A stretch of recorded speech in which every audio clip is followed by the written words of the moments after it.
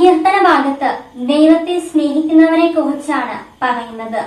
സങ്കീർത്തനങ്ങളുടെ പുസ്തകം 119 അധ്യായം 3 വാക്യത്തിൽ ഇങ്ങനെ പറയുന്നു: അവർ തെറ്റു ചെയ്യുന്നില്ല, അവർ അവിടുത്തെ മാർഗത്തിൽ ചരിക്കുന്നു.